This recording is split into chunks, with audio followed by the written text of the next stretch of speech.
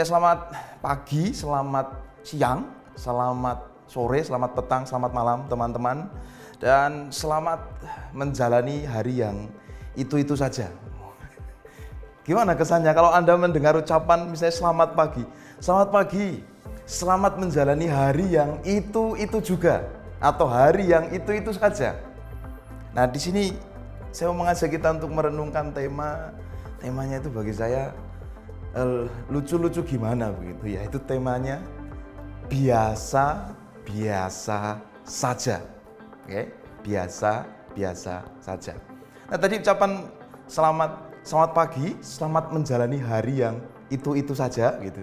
Itu kan bisa dibandingkan dengan misalnya ucapan selamat yang lain, misalnya semangat pagi, semangat. Oh, gitu kan. Beda kan dengan selamat pagi, selamat menjalani hari yang itu juga, kan berbeda.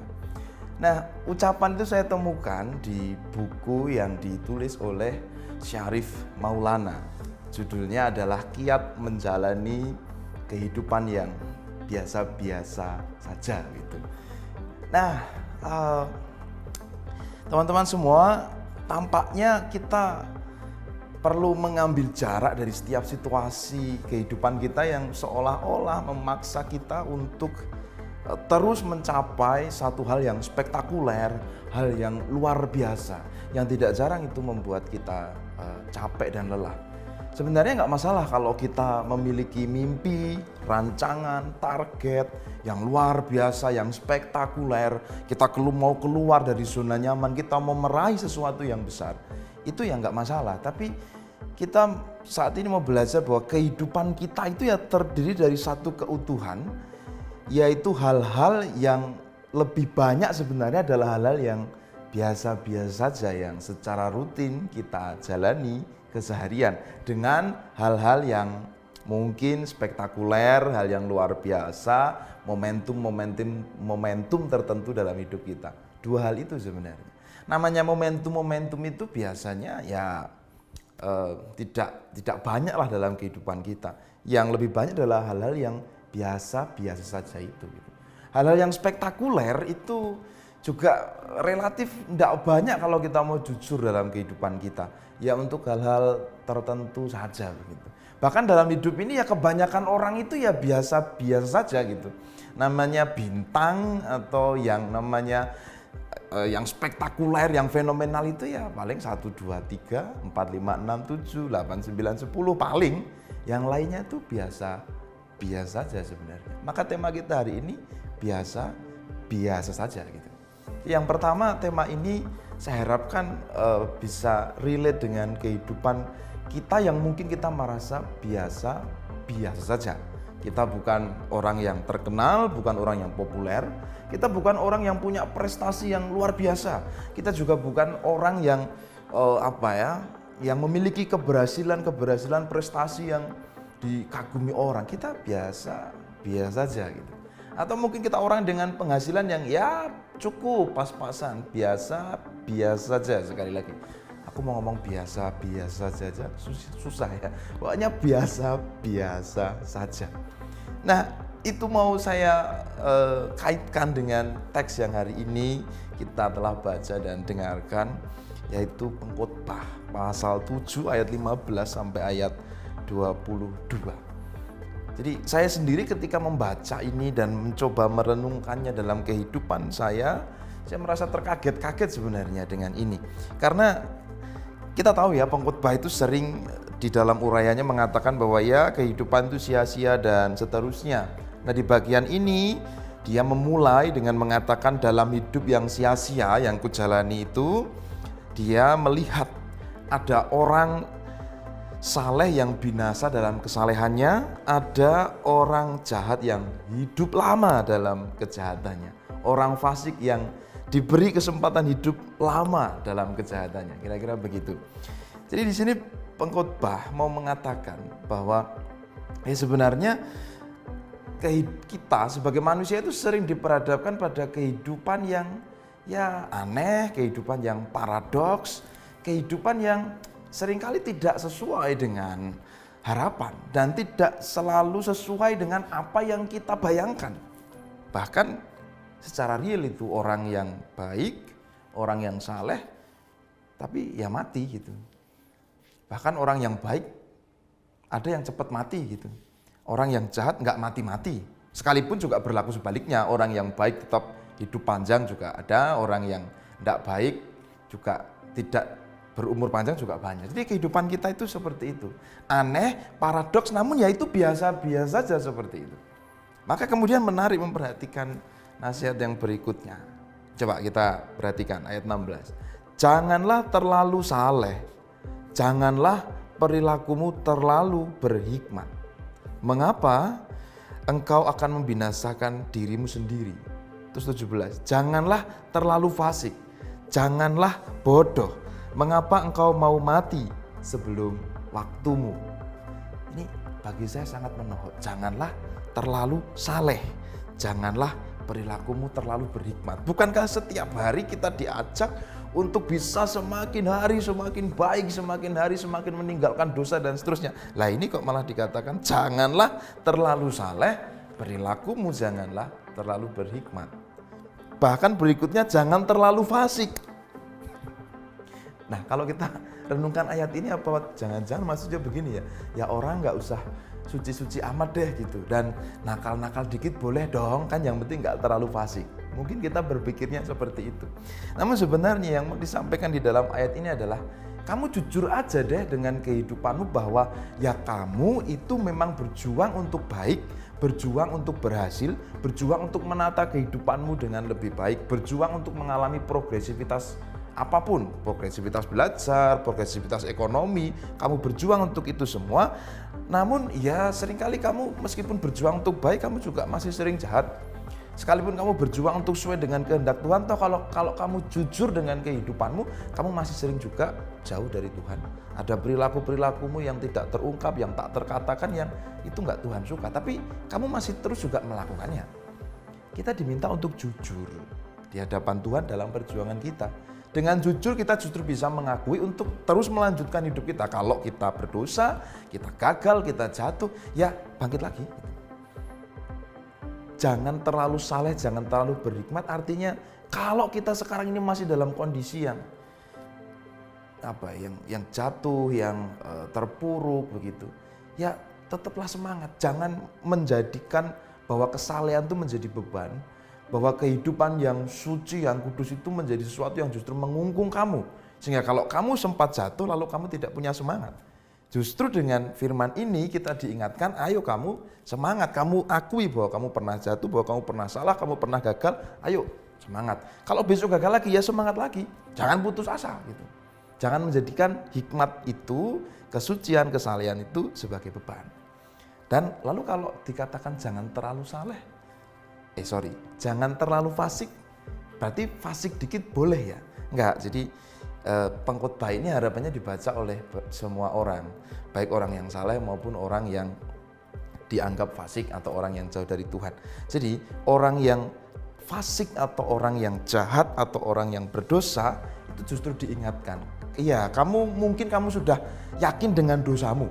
Mungkin kamu bahkan sudah memilih jalan itu, pokoknya hidupku begini, terserah orang mau bilang apa dan seterusnya.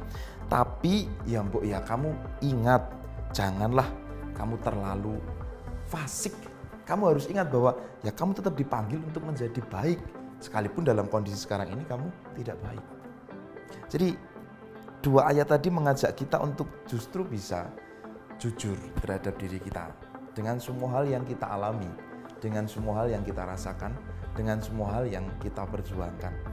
Dan dengan itu pula kita diajak untuk bisa terus melakukan yang baik semaksimal mungkin yang kita bisa, dan tidak menjadikan kebaikan itu, tidak menjadikan kesalehan, kesucian, dan bahkan keberhasilan sebagai beban bagi kehidupan kita. Nah, aplikasinya apa? Aplikasinya ya ayo jalani hidup kita yang sebenarnya justru banyak yang biasa-biasa saja ini. Jadi kalau kamu misalnya target bulanan gitu ya, target bulanannya itu kontrakan terbayar lunas gitu, sama cicilan motor lunas gitu, sama bisa ngopi-ngopi sebulan sekali, ya udah dalam arti jalani itu dengan penuh syukur, jalani dengan penuh antusias. Jangan terlalu terdikte, terdeterminasi, terkungkung pada harapan yang muluk-muluk, yang tinggi-tinggi, gitu ya. Jangan kemudian kalau kamu lihat, wah ini ada entrepreneur nih berhasil nih, ini dia sudah usia 25 tahun punya bermiliar-miliar. Ini kalau saya mencoba memahami pikiran pengkhotbah ini, dia akan katakan, loh ini aku sudah lihat ini, bahwa orang se-Indonesia ini tidak semuanya miliarder gitu. Orang segereja kita tidak semuanya miliarder, ada yang ya dia berjuang sampai dia pensiun ya pegawai biasa-biasa saja gitu. Punya uang pensiun cukup untuk makan gitu. Tidak yang spektakuler terus terbang ke Mars dan seterusnya, enggak. Bukankah justru memang kehidupan kita ya banyak yang biasa-biasa itu. Tapi dalam hal yang biasa-biasa itu kita justru diminta untuk hidup secara antusias. Hidup dengan penuh syukur dan tetap bisa bahagia dalam hal-hal yang biasa-biasa saja. Teman-teman, kalau saya hari ini menyampaikan refleksi dari kitab Pengkhotbah, saya tidak mau tidak mengklaim bahwa ini firman ini satu-satunya yang harus kamu dengar gitu. Saya nggak ingin menafikan apa yang sudah kamu dengar dari pendeta-pendeta lain, renungan-renungan yang lain, atau renungan-renungan di sosial media yang lain. Itu semua kan membentuk pola pemikiranmu, pola pemikiran kita ya. Dan justru itulah kekayaan firman Tuhan, saling melengkapi. Tetap dengarkan, ikuti motivasi-motivasi yang membangun semangat. Misalnya, jangan fokus pada masalahmu, wah gitu. Fokus pada pertolongan Tuhan yang besar. Kamu jadi semangat, oke tetap semangat. Tapi kalau belum berhasil, kamu masih sedih, kamu masih mungkin ingat lagi, patah hati, kamu kecewa, ya nggak apa-apa, bangkit lagi berjuang. Jangan menghakimi diri, jangan menyiksa diri. Kamu juga jangan gila kerja, gila pencapaian gitu. Ya udah kerjakan saja. Apa yang memang bisa kamu kerjakan. Kamu pengen ada progresivitas, ada prestasi yang mau kamu capai, ya terus perjuangkan, kejar. Kalau belum bisa, nggak usah sedih, nggak usah nelongso, nggak usah lalu mengutuki diri, wah saya ini nggak ada gunanya, saya nggak bisa apa-apa, saya nggak seperti dia gitu. Kan ada lagunya, wong kok ngene kok dibanding-banding keang gitu. Jadi membandingkan diri dengan orang lain itu seringkali membuat diri kita tersiksa. Dah, jalani yang biasa-biasa saja itu gitu. Jadi ini ayat ini saya justru bersyukur ketika saya sendiri pun mau mencapai sesuatu, punya target, tapi membaca ayat ini kemudian saya diingatkan bahwa ya udah, tetaplah bisa bahagia, tetaplah bisa mengucap syukur dalam hal yang biasa-biasa saja. Bahkan hidupmu itu lebih banyak yang biasa saja sebenarnya. Nah, akan sangat kasihan kalau kita baru bisa merasa bahagia, baru bisa merasa excited, antusias ketika hidup kita ada di posisi-posisi puncak, di pencapaian-pencapaian, di setiap momentum-momentum tertentu gitu. Kalau kebahagiaan hanya saat ulang tahun kan setahun pisan. Jadi kasihan, bahagia setahun pisan. Pas ulang tahun, selamat ulang tahun, wah bahagia. Setelah itu di hari biasa, murung terus, sedih terus kan jadi kasihan. Nah, jadi ini teks ini mengajak kita untuk jujur. Lanjut sedikit ya. Hikmat memberi kepada yang memilikinya, ayat 18, adalah baik kalau engkau memegang yang satu dan juga tidak melepaskan yang lain, karena orang yang takut akan Allah luput dari kedua-duanya. Jadi ini bukan berarti memegang aku baik, aku satu sisi baik, satu sisi jahat. Bukan lalu kemudian, oke, kamu udah baik sekarang belajarlah jahat, bukan gitu ya. Tapi bahwa sadar betul bahwa ya aku ini manusia, ya aku ini bisa baik bisa jahat. Yang baik dan yang jahat itu ada dalam diriku gitu. Jadi bukan saya udah dipulihkan oleh Kristus, saya tidak pernah bisa berdosa. Kalau saya melakukan dosa saya gatal-gatal. Enggak. Jadi itu keduanya ada dalam diri kita. Maka biarlah kita jujur dengan kondisi kita yang kadang baik, kadang buruk. Namun yang lebih penting adalah biarlah kita tetap takut pada Tuhan. Nah itu yang menjadi penting. Jadi dalam kehidupan yang biasa-biasa saja kita tetap takut pada Tuhan. Dan ketakutan pada Tuhan itu justru membimbing kita untuk terus mengarah kepadanya. Dalam hal yang biasa-biasa saja. Tanpa memaksakan diri kita untuk luar biasa. Justru dalam hal yang biasa-biasa saja kita bisa melihat kebaikan Allah. Dan kita bisa mencapai apa yang diinginkan Allah dalam kehidupan kita sebenarnya. Relasi, hubungan yang baik dengan Allah, merasakan kehadiran Tuhan, merasakan kebaikannya, merasa bersemangat dalam hal yang biasa-biasa saja, terus mengejar cita-cita dan harapan, tapi tidak menyerah kalau harapan belum tercapai, tidak putus asa kecewa kalau temannya atau apa yang diharapkan justru seolah-olah menjadi PHP. Itu justru fungsi dari teks ini bagi perjuangan kita. Hikmat memberi kepada yang memilikinya lebih banyak kekuatan daripada 10 penguasa dalam kota. Jadi kita tetap diminta untuk berhikmat, namun jangan menjadi terlalu berhikmat sehingga yang kita andalkan hikmat itu sendiri bukan Tuhan. Karena hikmat itu kan sebenarnya cara manusia mencoba memahami dunia ini dengan firman Tuhan. Cara dia merumuskan bagaimana seharusnya manusia hidup. Kalau itu yang diupayakan terus, kemampuan, kebijakan, dan hikmat seorang ya kecewa juga. Takut akan Allah menjadi hal yang lebih penting. 20 menarik, sesungguhnya di bumi tidak ada orang yang saleh, yang berbuat baik dan tidak pernah berbuat dosa. Jadi tidak pernah ada yang sungguh-sungguh suci dan tidak pernah berbuat dosa. Seorang yang suci apapun pasti pernah berbuat dosa. Ini sebenarnya ada sebaliknya juga ya. Tidak pernah ada orang jahat yang sungguh-sungguh jahat, itu enggak ada. Orang jahat juga pasti pernah berbuat baik dan terus berjuang juga untuk berbuat baik. Orang yang dikatakan suci, saleh, sebenarnya dia juga terus berjuang untuk menghindari yang jahat. Sudah biasa aja lah. Itu semua ada dalam diri kita. Nah ini 21 ya, dan 22. Juga janganlah memperhatikan segala perkataan yang diucapkan orang supaya engkau tidak mendengar pelayanmu mengutuki engkau. Jadi kalau kamu mendengar kritikan, kalau kritikan sih biasanya mungkin yang membangunnya, tapi kalau dirasani, rasan-rasan, digosipin gitu, udah jangan dengerin itu semua gitu. Supaya kalau ibarat kamu seorang tuan, kamu tidak mendengar pelayanmu mengutuki engkau. Tapi juga tidak usah terlalu merasa baik atau sakit hati juga kalau kamu dikritik orang atau dirasani, digosipin orang, karena hatimu tahu bahwa engkau juga telah kerap kali mengutuki orang lain. Jujur aja deh, kita sebenarnya nggak suka digosipin, tapi ya jujur aja kita juga suka gosipin orang. Itu kondisi kita, kondisi yang biasa-biasa saja seperti itu. Kita bergumul dengan itu semua. Kita tahu yang baik tapi masih terus juga melakukan yang jahat. Apa kita mau menyerah? Enggak. Terus libatkan Allah, bersukacita, bersyukur, dan bersemangat dalam hal-hal yang biasa-biasa saja itu. Maka sekali lagi tadi kata-kata Syarif Maulana, selamat pagi, selamat menjalani hari yang itu juga. Itu justru membuat kita semangat untuk menjalani hari yang itu juga. Itu tetap semangat di situ. Mengupayakan yang baik, prestasi, tapi jangan terkungkung, terkekang, malu memaksa dirimu untuk berbuat melebihi kemampuanmu. Karena itu tidak akan baik bagi kesehatan mentalmu gitu. Nah, jadi saudara semua terus melanjutkan hidup kita dengan semua hal yang kita perjuangkan, dengan semua hal yang akan kita capai. Kerja, studi, gitu, perbanyak kerja, tapi juga jangan lupa perbanyak healing gitu dah. Perbanyak belajar, tapi juga jangan lupa perbanyak bermain yang positif tentunya. Biarkan hidupmu menjalani semua yang biasa-biasa saja itu, kamu merasakan kehadiran Tuhan di sana dan kamu dibentuk Tuhan dalam hal yang biasa-biasa saja itu, sehingga kamu bisa bahagia, bersyukur, merasakan kebaikan Tuhan dalam hal yang biasa-biasa saja. Kalau kamu bisa melihat kebaikan Allah dan kehadiran Tuhan dalam hal yang biasa-biasa saja itu, disitulah setiap hari kamu akan merasa bahwa yang biasa-biasa saja itu terasa sangat luar biasa.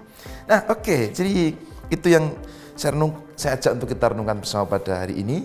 Selamat menjalani hidup yang itu juga. Tetaplah bahagia, tetaplah bersemangat dalam hal yang biasa-biasa saja.